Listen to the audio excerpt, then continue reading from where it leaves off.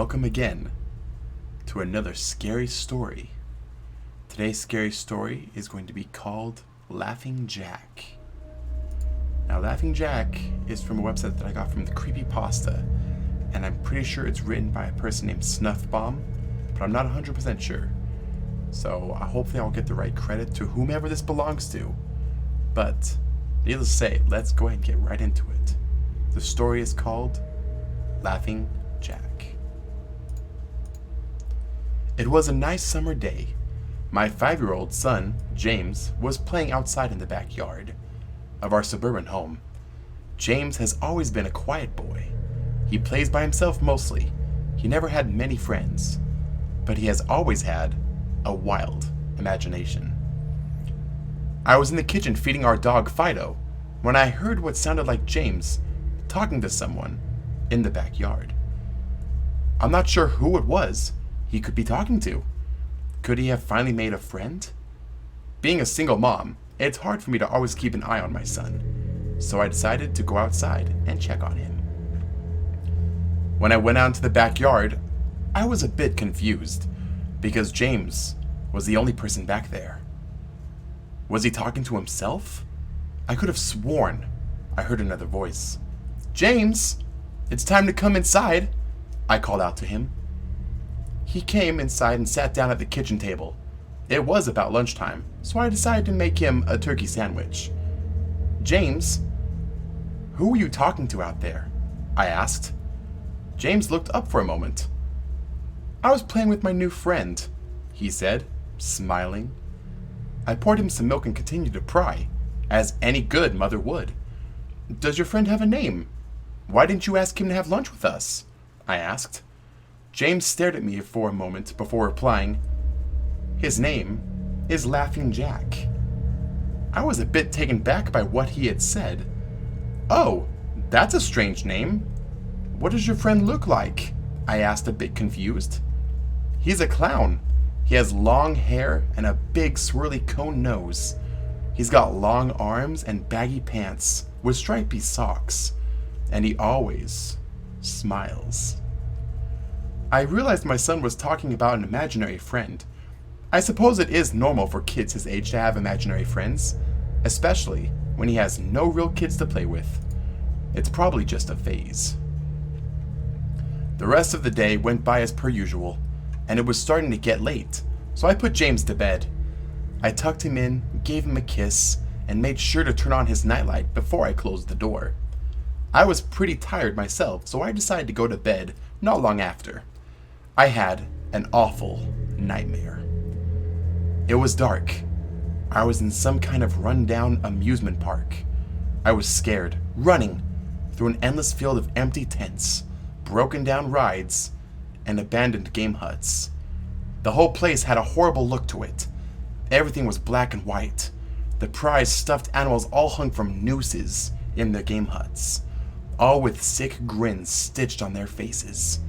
It felt like the whole park was looking at me, even though there wasn't another living thing in sight. Then suddenly, I began to hear music play. The sounds of Pop Goes the Weasel being played on a squeeze box echoed through the park. It was hypnotizing. I followed its tune to the circus tent almost in a trance, unable to stop my legs from moving forward. It was pitch black. The only light came from a single spotlight shining on the center of the big top. As I walked toward the light, the music slowed down. I found myself singing along, unable to stop. "All around the mulberry bush, the monkey chased the weasel. The monkey thought was all in fun." The music stopped right before its climax, and suddenly the light shot on. The intensity of the lights was practically blinding. All I could see was a small dark silhouette shuffle towards me. Then another one appeared, and another, and another. There were dozens of them, all coming toward me. I couldn't move. My legs were frozen. All I could do was watch as the haunting figures drew nearer. As they got closer, I could see they were children. As I looked at each one, I noticed that they were all horribly disfigured and mutilated. Some had cuts all over their body, others were severely burnt, and others were missing limbs, even eyes. The children enveloped me, clawing at my flesh, dragging me to the ground and tearing inside me. As the children tore me apart and I faded away, all I could hear was laughter. Horrible, awful, evil laughter. I woke up the next morning in a cold sweat. After taking a few deep breaths, I looked over and saw that a few of James' action figures were positioned facing me on top of my nightstand. I sighed. James had probably woken up early and put these here. I gathered up the toys and made my way to James's room. However, when I opened the door, James was sound asleep. I just shrugged and placed the toys back into his toy box and headed out to the living room. A little while later, James woke up, and I made him his breakfast. He was quiet and seemed a bit groggy. Perhaps he didn't sleep well either.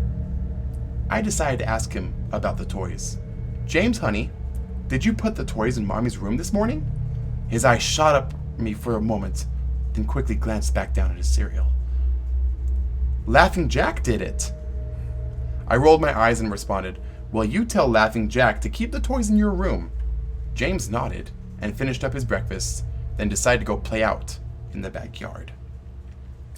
I went to relaxing in the living room, and I must have dozed off because I woke up a couple hours later. Shit, I need to check on James. I was a bit worried. It had been over 2 hours, and I haven't checked on him. I stepped out into the backyard, but James wasn't there anymore. I was getting nervous, so I called out to him, "James! James, where are you?" Just then, I heard a giggle come from the front yard. I rushed through the gate to the front of the house. James was sitting on the sidewalk. I breathed a sigh of relief and walked over to him. "James, how many times have I told you to stay in the backyard?" "James, what are you eating?" James looked up at me, then reached into his pocket and pulled out a handful of hard candies in all colors. This made me very nervous. "James, who gave you that candy?" James just stared at me, not speaking. "James, please tell Mommy where you got that candy." James hung his head down and said, "Laughing Jack gave it to me." My heart sunk. I kneeled down to look him in the eye. "James, I've had enough of this damn Laughing Jack thing. He is not real. Now this is a very serious situation, and I need to know who gave you that candy." I could see my son's eyes tear up. "But Mama, Laughing Jack did give me the candy." I closed my eyes and took a deep breath. James has never lied to me, but what he was telling me is impossible. I make him spit out the candy and I throw the rest away. James appears to be fine. Maybe I'm just overreacting after all. He could have gotten it from Tom and Linda from next door, or Mr. Walker down the street. Either way, I'm going to have to keep a closer eye on James. That night, I put James to bed as usual and decided to go to bed early myself. Suddenly, I was woken up by a loud bang coming from the kitchen. I sprung out of bed and hurried down the stairs. When I got to the kitchen, I was horrified. Everything on the counters had been thrown on the floor, and our dog Fido hung dead from the light fixture. His stomach was cut open and stuffed with candy, the same type that James was eating earlier that day. My shock was quickly broken by a sharp scream coming from James's room, followed by loud crashes. I quickly grabbed a knife from the drawer and moved up the stairs with the speed that only a mother whose child is in danger could have. I burst through the door and flicked on the lights. Everything in the room was knocked over and tossed on the floor. My poor son in his bed crying and shaking with fear, a pool of urine staining the sheets. I scooped my child up and ran out of the house and went next door to Tom and Linda's house. Luckily, they were still awake. They let me use their phone and called the police. It didn't take them long to arrive, and I explained what had happened. They looked at me as if I were crazy. They searched the house, but all they found was a dead dog and 2 trashed rooms. The officer told me that someone had probably gone to the house and done this right before making a quick escape, and they had heard me coming up the stairs. I knew it wasn't true. All the doors were locked, and none of the windows were open. Whatever was in my house did not come from outside. The next day, James stayed inside. I didn't want him to leave my sight. I went into the garage and found his old baby monitor and set it up in his room. If anything comes into it tonight, I was going to be able to hear it. I went to the kitchen and grabbed the largest knife from the drawer and I put it on my nightstand. Imaginary friend or not, I'm not letting anything hurt my little boy. Soon enough, night came. I put James to bed. He was afraid, but I promised him I wasn't going to let anything happen to him. I tucked him in, gave him a kiss, and turned on the nightlight. Before closing the door, I whispered to him, "Good night, James. I love you."